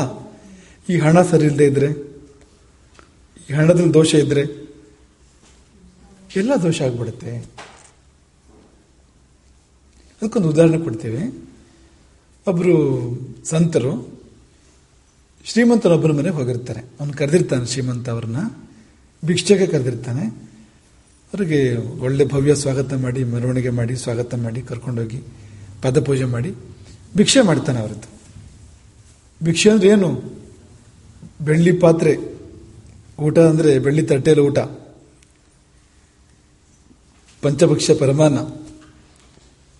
ಇದೆಲ್ಲ ಆದ್ಮೇಲೆ ಮಧ್ಯಾಹ್ನ ಮೇಲೆ ಭಿಕ್ಷೆ ಎಲ್ಲ ಆದ್ಮೇಲೆ ಅವ್ರು ಹೋಗ್ಬೇಕಲ್ವಾ? ಹೋಗ್ತಾರೆ ಮಕ್ಕಳೇ. ಹೋಗ್ತಾ ಹೋಗ್ತಾ ಅವರು ಊಟ ಮಾಡಿದ ಬೆಳ್ಳಿ ತಟ್ಟೆ ಇದೆಯಲ್ಲ, ಅದನ್ನು ಕದ್ದುಕೊಂಡು ಚೀಲದಲ್ಲಿ ಹಾಕೊಂಡು ಹೋಗ್ಬಿಡ್ತಾರೆ. ವಿಚಿತ್ರ ಅನ್ಸುತ್ತಲ್ವಾ? ಮನೆಗೆ ಕರೆದು ಪೂಜೆ ಮಾಡಿ ಭಿಕ್ಷೆ ಹಾಕಿದ ಸಂತರು ಹೋಗ್ತಾ ಮನೆಗೆ ಸಂಬಂಧಪಟ್ಟಿರ್ತಕ್ಕಂಥ ಬೆಳ್ಳಿ ತಾಟನ್ನು ಕದ್ಕೊಂಡು ಹೋಗ್ಬಿಡ್ತಾರೆ. ಮುಂದಿನ ಊರಿಗೆ ಹೋಗ್ತಾರೆ ಅವರು. ಮಧ್ಯಾಹ್ನ ಹೋಗಿ ಸಾಯಂಕಾಲ ಆಗತ್ತೆ, ಹಸಿವಾಗತ್ತೆ ಅವರಿಗೆ. ಊಟ ಮಾಡಿದ ಊಟ ಕರಗತ್ತೆ, ಹಸಿವಾಗತ್ತೆ. ಇದ್ದಕ್ಕಿದ್ದಾಗ ಅವರಿಗೆ ಎಚ್ಚರಾಗತ್ತೆ, ಅರೆ ನಾನು ಯಾಕೆ ಈ ಪಾತ್ರೆ ತಗೊಂಬಂದೆ? ಕದ್ಕೊಂಬಂದ್ಬಿಟ್ಟು ನಾನು ಈ ಪಾತ್ರೆಯನ್ನ ಅಂತ ಅನ್ಸುತ್ತೆ ಅವರಿಗೆ. ವಾಪಸ್ ಬರ್ತಾರೆ ಅವರು, ಶ್ರೀಮಂತನ ಮನೆಗೆ ವಾಪಸ್ ಬರ್ತಾರೆ. ಆ ಪಾತ್ರೆ ಅವನಿಗೆ ಕೊಡ್ತಾರೆ, ಬೆಳ್ಳಿ ದಾಟನ ಅವನಿಗೆ ಕೊಡ್ತಾರೆ. ಕೊಟ್ಟು ಪ್ರಶ್ನೆ ಕೇಳ್ತಾರೆ, ಸತ್ಯ ಹೇಳು, ನೀನು ಸಂಪಾದನೆ ಮಾಡಿದ ದಾರಿ ಯಾವುದು? ಕಳ್ತನ ಅಲ್ವಾ ಅಂತ ಒಪ್ಕೋತಾನ. ಹೌದು ಗುರುಗಳೇ, ನಾನು ಕದ್ದು ಸಂಪಾದನೆ ಮಾಡಿರೋದು ಇದೆಲ್ಲವೂ ಕೂಡ ಒಳ್ಳೆ ಮಾರ್ಗದ ಸಂಪಾದನೆ ಮಾಡಿದ್ದಲ್ಲ ಅಂತ.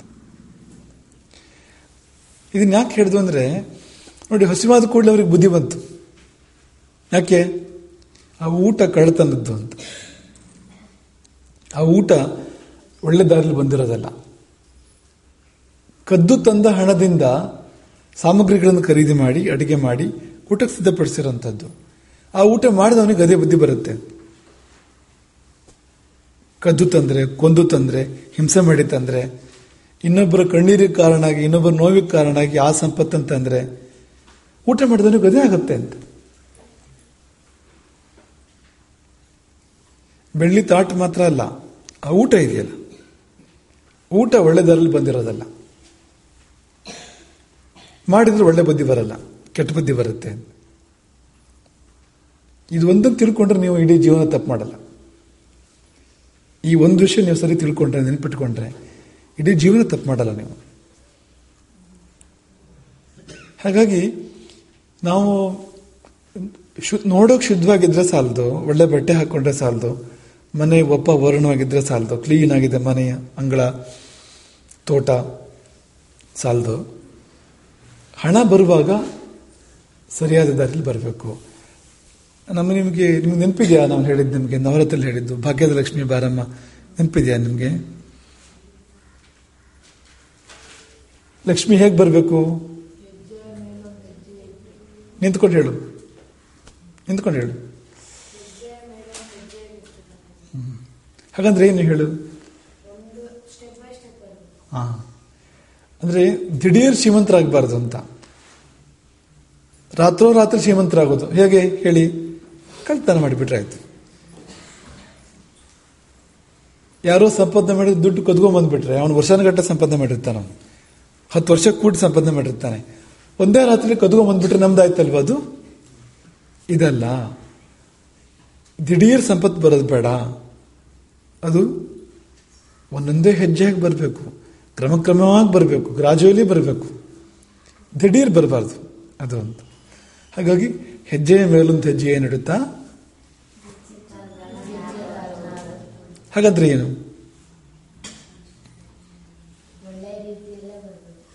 ಅಂದ್ರೆ ಗೊತ್ತಾಗೋ ಥರ ಬರಬೇಕು ಅಂತ, ಗುಟ್ಟಾಗಲ್ಲ ಅಂತ.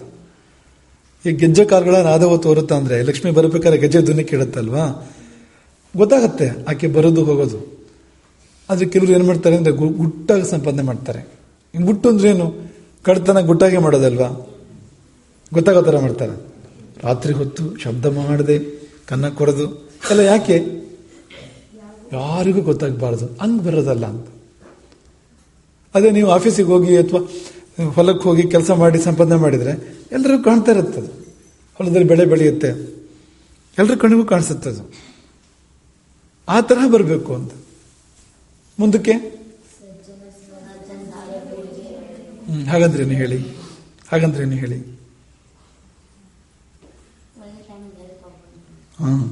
ಸಜ್ಜನ ಸಾಧು ಪೂಜೆ ವೇಳೆಗೆ ಅಂದ್ರೆ ನಾವು ಸಂಪಾದನೆ ಮಾಡಿದ ಸಂಪತ್ತನ್ನ ಸಜ್ಜನರಿಗೆ ವಿನಿಯೋಗ ಮಾಡ್ತಾರೆ ಇರಬೇಕು ಅಂತ. ಅಂದ್ರೆ ಈಗ ದೇವರ ಪೂಜೆಗೆ, ದೇವರ ಸೇವೆಗೆ, ಅಥವಾ ಸತ್ಪುರುಷರ ಸಾಧು ಸಂತರ ಸೇವೆಗೆ, ಒಳ್ಳೆ ಕಾರ್ಯಕ್ಕೆ ವಿನಿಯೋಗ ಆಗ್ಬೇಕದು. ಆಗೋ ಥರ ಇರಬೇಕು ಅದು. ನೀವು ಕದ್ದು ತಂದ ಸಂಪತ್ತು ಅಂತ ವಿಷಯಕ್ಕೆ ಸಲ್ಲೋದಿಲ್ಲ. ಈಗ ಎಷ್ಟೋ ಜನ ನೋಡಿ, ಅವರು ಕೋಟ್ಯಾಂತರ ರೂಪಾಯಿ ಲಪಟಾಯಿಸಿರ್ತಾರೆ, ಆಮೇಲೆ ಲಕ್ಷಾಂತರ ರೂಪಾಯಿ ತಿರುಪತಿ ತಿಮ್ಮಪ್ಪನ ಹುಂಡಿಗೆ ಹಾಕ್ಬಿಡ್ತಾರೆ. ಎಲ್ಲ ಪಾಪ ಪರಿಹಾರ ಆಯಿತು ಅಂತ. ಆಗತ್ತಾ? ಆಗಲ್ಲ ಅಂತ. ಆ ದುಡ್ಡು ತಿಮ್ಮಪ್ಪನಿಗೂ ಬೇಡ ಅಂತ ದುಡ್ಡು ಅಂತ.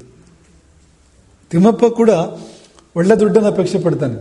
ವೆಂಕಟೇಶ್ವರ ಸ್ವಾಮಿ, ನೀವು ಕಷ್ಟಪಟ್ಟು ದುಡಿದ ದುಡ್ಡು 10 ರೂಪಾಯಿ ಹಾಕಿದ್ರು ತುಂಬ ಅದಕ್ಕೆ ಬೆಲೆ ಇದೆ. ಅದಕ್ಕೆ ಅದೇ ಕದ್ದು ತಂದು 10 ಕೋಟಿ ಕೊಟ್ಟರು ಕೂಡ ನೀನು ಪಾಪ ಮಾಡಿ ದುಡ್ಡು ಅಂತ ಅನ್ಬೇಕು ಅಂತ. ಹಾಗಾಗಿ ಸಜ್ಜನ ಸಾಧು ಪೂಜೆ ವೇಳೆಗೆ ಸಲತ್ತರ ಇರಲಿ ಅದು ಸಂಪತ್ತು ಅಂತ. ಇಷ್ಟಿದ್ರೆ ಸರಿ.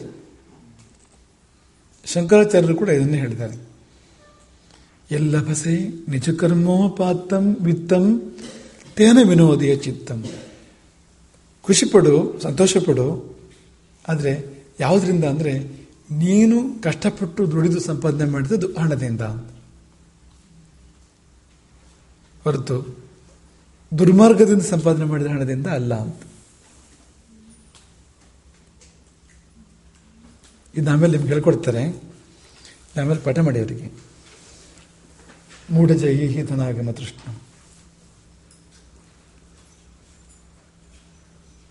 ಶಂಕರಾಚಾರ್ಯರ ಮಾತು ಇದು. ಈ ಕೊನೆ 2 ಸಾರಿ ಏನು ಹೇಳುತ್ತೆ ಅಂದರೆ, ಸರಿಯಾದ ದಾರಿಯಲ್ಲಿ ಸಂಪಾದನೆ ಮಾಡಬೇಕು, ಮಾಡಿ ಸಂತೋಷ ಪಡಬೇಕು ಹೊರತು ದುರ್ಮಾರ್ಗದಲ್ಲಿ ಸಂಪಾದನೆ ಮಾಡಿ ಅಲ್ಲ ಅಂತ.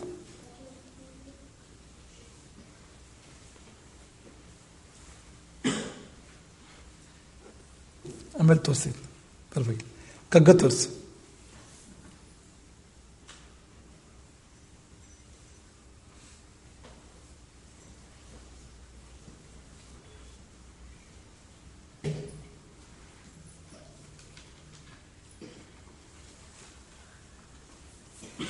ಓದ್ತೀರಾ?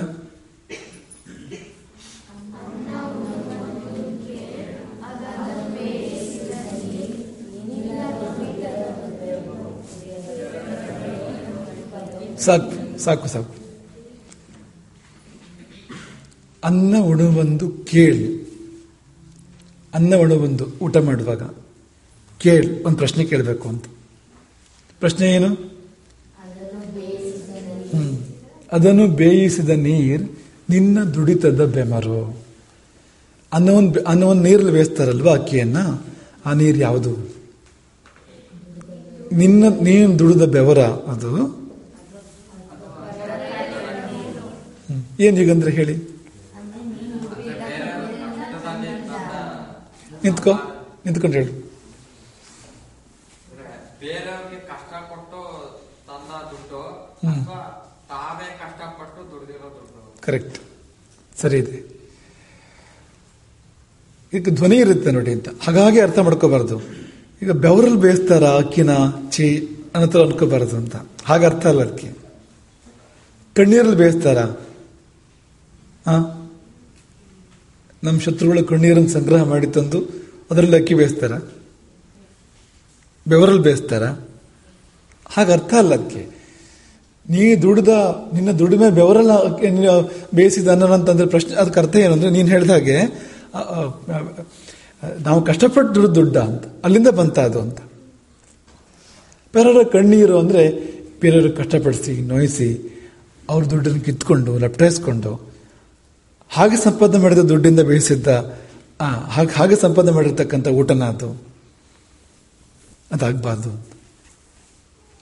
ಕಲ್ತ್ಕೋಬೇಕು ನೀವಿನ್ನ, ಈ ಕಗ್ಗನ ಚೆನ್ನಾಗಿ ಹಾಡೋಕ್ಕೂ ಕಲ್ತ್ಕೋಬೇಕು ಅದನ್ನ ರಾಗವಾಗಿ. ಅನ್ನ ಉಣುವಂದು ಕೇಳಿ ಅದನ್ನು ಬೇಯಿಸಿದ ನೀರು ನಿನ್ನ ದುಡಿತದ ಬೆಮರು ಬೆವರು ಪೆರರ ಕಣ್ಣೀರೋ.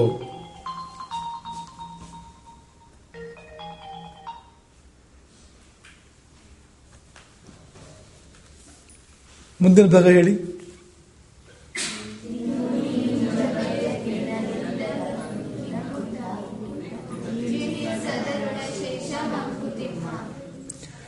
ಅಂದ್ರೆ ನೀವು ನ್ಯಾಯವಾಗಿ ನೀವೇ ದುಡಿದು ಸಂಪಾದನೆ ಮಾಡಿದ ಹಣ ಅಂತ ಅನ್ಕೊಳ್ಳಿ, ನೀವೊಬ್ಬರೇ ಊಟ ಮಾಡಬಾರದು ಆಗ್ಲೂ ಕೂಡ ಅಂತ.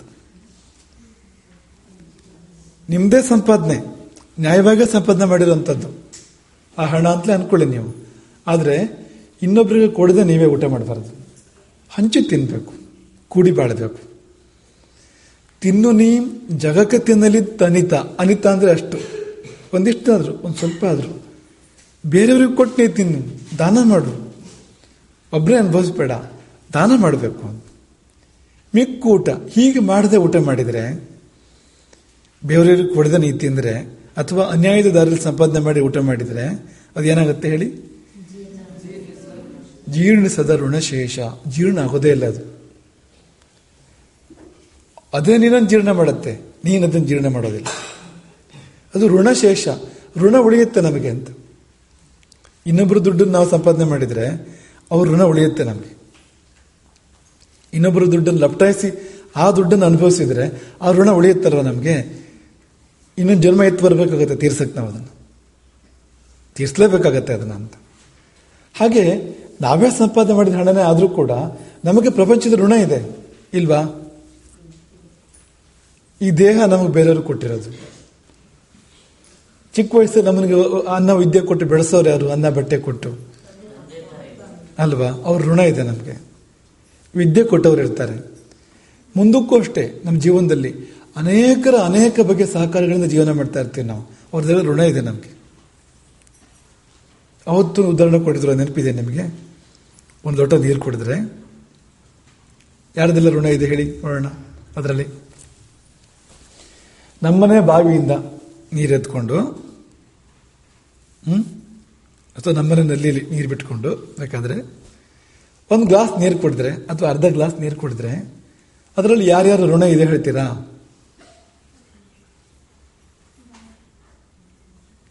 ಶುರು ಮಾಡ್ತೀವಿ ನೋಡಿ, ಕೇಳಿ ಅದನ್ನ. ಪ್ರಕೃತಿ ಉದಾಹರಣೆಗೆ, ನಿಮ್ಮನೆ ನೀರು ಇದೆಯಲ್ಲ, ನೀವು ಕೂಡ ನೀರು ಬಾವಿಯಿಂದ ನೀರು ತಂದಿದ್ದೀರಿ ಅಂತ ಅನ್ಕೊಳ್ಳಿ. ನೀವು ಬಾವಿ ಋಣ ಇದೆ ನಮಗೆ. ಬಾವಿಗೆ ಎಲ್ಲಿಂದ ಬಂತು ನೀರು? ನಿಮಗೆ ಗ್ಲಾಸಿಗೆ ಬಾವಿಯಿಂದ ಬಂತು. ಬಾವಿಗೆ ಎಲ್ಲಿಂದ ಬಂತು? ಮಳೆಯಿಂದ ಬಂತು. ಮಳೆಗೆ ಎಲ್ಲಿಂದ ಬಂತು? ಮೋಡದಿಂದ ಬಂತು. ಮೋಡಕ್ಕೆ ಎಲ್ಲಿಂದ ಬಂತು? ಆವಿಯಿಂದ ಬಂತು. ಆವಿಗೆ ಎಲ್ಲಿಂದ ಬಂತು? ನದಿ ಸಮುದ್ರಗಳಿಂದ ಬಂತು.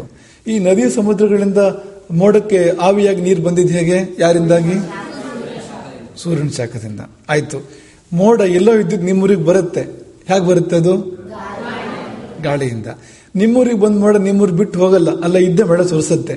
ಹೇಗೆ? ಬೆಟ್ಟ ತಡೆಯುತ್ತೆ ಅದನ್ನ. ಬೆಟ್ಟ ತಡೆದಿದೆ ಅದನ್ನ. ತಂಪಾದ ಹೊರತು ಕೆಳಗಡೆ ಬೀಳಲ್ಲ, ಮಳೆಯಾಗಿ ಬರಲ್ಲ. ಅದು ತಂಪಾಗಕ್ಕೆ ಏನ್ ಕಾರಣ? ಕಾಡು, ಹಸಿರು. ಕಾಡು ಹಸಿರು ಇಲ್ಲದೆ ಇದ್ರೆ ಮೋಡ ಮಳೆಯಾಗಿ ಕೆಳಗಡೆ ಬರಲ್ಲ. ಅದು ಇಷ್ಟು ಋಣ ಇದೆ ನೋಡಿ. ಯೋಚನೆ ಮಾಡಿ. ಒಂದು ಅರ್ಧ ಗ್ಲಾಸ್ ನೀರು ಕುಡಿದ್ರೆ ಎಷ್ಟು ಜನರು ಋಣ ಇದೆ ಅದರಲ್ಲಿ ನೋಡಿ. ಆಯ್ತು, ಈಗ ಇನ್ನೊಂದು ಸೈಡ್ ನೋಡೋಣ. ಕೊಡ, ಇದು ಕೊಡ ಅಲ್ಲ, ಈ ಗ್ಲಾಸ್ ಇದೆಯಲ್ಲ, ಆ ಗ್ಲಾಸು ನೀವೇ ಮಾಡಿದ್ದದು? ಏನಿಂದ ತಂದ್ರಿ ಅದನ್ನ? ಗ್ಲಾಸ್ನ ಅಂಗಡಿಯಿಂದ. ಸಣ್ಣ ಅಂಗಡಿಗೆ ದೊಡ್ಡ ಅಂಗಡಿಯಿಂದ ಬಂದಿದೆ, ಹೋಲ್ಸೇಲ್ ಅಂಗಡಿಯಿಂದ ಬಂದಿದೆ. ಅಲ್ಲಿಗೆ ಫ್ಯಾಕ್ಟ್ರಿಯಿಂದ ಬಂದಿದೆ. ಫ್ಯಾಕ್ಟ್ರಿಯಲ್ಲಿ ಎಷ್ಟು ಜನ ಕೆಲಸ ಮಾಡ್ತಾ ಇರ್ಬೋದು ಅಲ್ಲಿ? ಅವ್ರದೆಲ್ಲ ಋಣ ಇಲ್ವಾ ನಮಗೆ? ಆಯ್ತು, ಫ್ಯಾಕ್ಟ್ರಿಗೆ ರಾ ಮೆಟೀರಿಯಲ್ ಎಲ್ಲಿಂದ ಬಂತು? ಬೇರೆ ಬೇರೆ ಕಡೆಯಿಂದ ಬಂತು. ನಿಮಗೆ ಒಂದು ಗ್ಲಾಸ್ ತಯಾರಾಗಬೇಕು ಅಂದ್ರೆ ಒಂದು ಸ್ಟೀಲ್ ಲೋಟ ಅಂತ ಅನ್ಕೊಳ್ಳಿ ನೀವು, ಅಥವಾ ಒಂದು ಹಿತ್ತಾಳೆ ಲೋಟ ಅಂತ ಅನ್ಕೊಳ್ಳಿ, ಬೆಳ್ಳಿ ಲೋಟ ಅಂತ ಅನ್ಕೊಳ್ಳಿ. ಎಲ್ಲರಿಂದ ಬಂದಿರುತ್ತೆ ಬೇಕಾಗಿರ್ತಕ್ಕಂಥ ರಾ ಮೆಟೀರಿಯಲ್ಸ್, ಬೇರೆ ಬೇರೆ ಕಡೆಯಿಂದ ಬಂದಿರುತ್ತೆ. ಇಷ್ಟು ಋಣ ಇಲ್ವಾ? ಕೊಡ ಎಲ್ಲಿಂದ ಬಂದಿದೆ? ಕೊಡ ಸೋರ್ಸಸ್ ಹುಡುಕಕ್ಕೆ ಹೋದ್ರೆ ಎಷ್ಟು ಜನ ಸಹಕಾರ ಕೊಟ್ಟಿರ್ತಾರೆ ಅದಕ್ಕೆ? ಹಗ್ಗ ಅಲ್ವಾ? ತುಂಬಾ ಸಿಂಪಲ್ ವಿಷಯ. ಬರೀ ಅರ್ಧ ಗ್ಲಾಸ್ ನೀರು ಕುಡಿಯೋದು, ಅದರಲ್ಲಿ ಎಷ್ಟು ಜನರ ಉಪಕಾರ ಇದೆ ನೋಡಿ ಅಂತ. ಮನುಷ್ಯ ಒಬ್ಬನೇ ಬದುಕಕ್ಕಾಗತ್ತಾ? ಯಾರಿಗೂ ಸಹಕಾರ ಇಲ್ಲದೆ ಒಬ್ಬನೇ ಬದುಕಕ್ಕಾಗತ್ತಾ? ಹಾಗಾಗಿ ಕೊಟ್ಟು ತಿನ್ಬೇಕು. ನಮಗೂ ಬೇರೆಯವ್ರಿಗೆ ಕೊಟ್ಟಿದ್ದಾರೆ, ಅದಕ್ಕೆ ನಾವಿರೋದು, ನಾವು ಜೀವನ ಮಾಡ್ತಿರೋದು. ನಾವು ಬೇರೆಯವ್ರಿಗೆ ಕೊಟ್ಟು ತಿನ್ಬೇಕು ಹೊರತು ಒಬ್ಬರೇ ತಿನ್ನಬಾರ್ದು, ಒಂಟಿಯಾಗಿ ತಿನ್ನಬಾರ್ದು, ಹಂಚಬೇಕು ಅಂತ. ಇಷ್ಟು ಸೇರಿರ್ತಕ್ಕಂಥದ್ದು ಯೋರ್ಥೇ ಶುಚಿಹಿ ಅನ್ನೋದ್ರಲ್ಲಿ ಅಂತ. ಹಣಕಾಸಿನ ವಿಷಯಕ್ಕೆ ಇಷ್ಟು ಜವಾಬ್ದಾರಿ ಇದೆ ನಮಗೆ ಅಂತ. ಒಂದು ನ್ಯಾಯ ಮಾರ್ಗದಲ್ಲಿ ಸಂಪಾದನೆ ಮಾಡುವಂಥದ್ದು, ಇನ್ನೊಂದು ಕೊಟ್ಟು ತಿನ್ನುವಂಥದ್ದು, ಹಂಚಿ ತಿನ್ನುವಂಥದ್ದು. ಇಷ್ಟಾದ್ರೆ ಮಾತ್ರ ಅರ್ಧೇ ಶುಚಿಹಿ ಅಂತ. ಹಣಕಾಸಿನ ವಿಷಯದಲ್ಲಿ ಶುದ್ಧ ಅಂತ ಅನ್ಸ್ಕೊತಾನ ಅವನು, ಇಲ್ಲದಿದ್ರೆ ಹಣಕಾಸಿನ ವಿಷಯದಲ್ಲಿ ಶುದ್ಧ ಅಂತ ಅನ್ಸ್ಕೊಳ್ಳೋದಿಲ್ಲ ಅಂತ. ಹಣ ಮೇಲಿಗೆ ಆದ್ರೆ ಹಣದಿಂದ ಬಂದು ಊಟ ಮೇಲಿಗೆ ಆಗತ್ತೆ, ಊಟ ಮೇಲಿಗೆ ಆದ್ರೆ ಮೈ ಮೇಲಿಗೆ ಆಗತ್ತೆ, ಮನಸ್ಸು ಮೇಲಿಗೆ ಆಗತ್ತೆ. ಹಣ ಮೇಲಿಗೆ ಆದ್ರೆ ನಾವು ಕೂತ್ಕೊಳ್ಳೋ ಕುರ್ಚಿ ಮೇಲಿಗೆ ಆಗ್ಬೋದು, ನಾವು ಕಟ್ಟಿದ ಮನೆ, ತೊಟ್ಟ ಬಟ್ಟೆ, ಇದೆಲ್ಲ ಪಾಪ, ಇದೆಲ್ಲ ದೋಷ. ಯಾವಾಗ? ಆ ಹಣ ಸರಿ ಇಲ್ಲದೆ ಇದ್ರೆ ಅಂತ, ಹಣ ದೋಷದಿಂದ ಕೂಡಿದ್ರೆ ಅಂತ. ಹಣ ಲಕ್ಷ್ಮಿ ಆಗಬೇಕು ಅಂದ್ರೆ ನಾವು ಕಷ್ಟಪಟ್ಟು ದುಡಿಬೇಕು, ನ್ಯಾಯವಾದ ಮಾರ್ಗದ ಸಂಪಾದನೆ ಮಾಡಬೇಕು, ದಾನ ಮಾಡಬೇಕು. ಆಮೇಲೆ ಇಷ್ಟಾದ್ರೂ ಮಾತ್ರನೇ ಯೋರ್ಥೇ ಶುಚಿಹಿ. ಇಷ್ಟಿರಲಿ. ಹರೇ ರಾಮ್.